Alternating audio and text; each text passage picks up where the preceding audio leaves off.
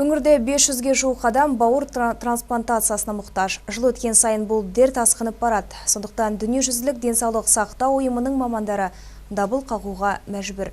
Әлемде бауыр онкологиясынан жылда 1 миллионға жуық адам көз жұмады. Сондықтан медицинада одан болатын өлім жітімді 2030 жылы 10%-ға дейін төмендету мақсаты тұр. Осы орайда денсаулық сақтау басқармасы басшылығымен Жамбыл облыстық жұқпалы ауруханаға бір емес, екі бірдей теңдессіз құрылғы сыйға тартылды. Вирусты гепатит әлемде кеңінен таралған қауіпті жұқпалы ауру. Жиі кездесетіндері А және Б түрлері. Дүние жүзінде бұл індет кеңінен таралған. Ол ағзаға түскенде бірден бауырды зақымдайды. Ал бауыр адам үшін аса маңызды орган. Соңғы жылдары бауыр циррозымен ауыратын науқастардың артқаны да сондықтан. Бұрын бұл диагнозды анықтау дәрігерлерге де науқасқа да қиын болатын. Ол үшін кішігірім операциялық жол қолданылатын. Енді жаңа технологияның арқасында кеспей монофиброскан аппарат арқылы оңай анықтауға мүмкіндік туды. Әрине, бұл аппараттың түсірілу механизмі яғни міндеті тек қана анықтап қоймай, сатысына қарай емдеудің тәсілдерін біз таңдаймыз. Қаншалықты сатысында қазір және асқынуларды біз не күтеміз ол асқынулардан.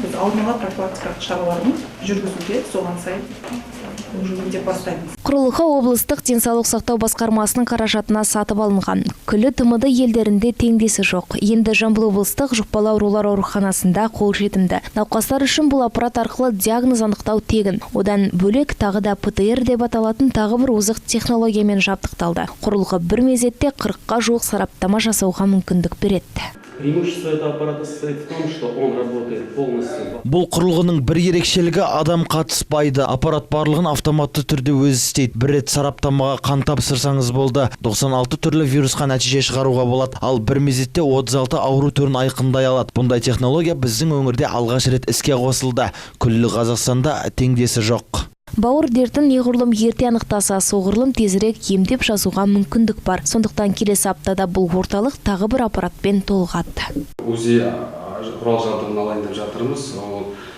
5 жаңа нүктемен қарайтын тоже заманауи құрал жабдық, ол да келе жатыр. Ерекшеліктер оның 4D форматтағы түсіретін ерекшелігі бар. Содан 5 датчигімен жаңағы ол ең соңғы заманауи құрал жабдығымыз. Қауіпті бұл вирустың алдын алу үшін қарапайым ережелерді сақтау керек. Жеке бас гигиенасы маңызды. Әрі гепатиттің алдын алудың ең бір сенімді жолы ол вакцинация. Перизат Қуатқызы, Гүлжан Серік, Нұрбол Қыстаубек, 7/7 Ньюс.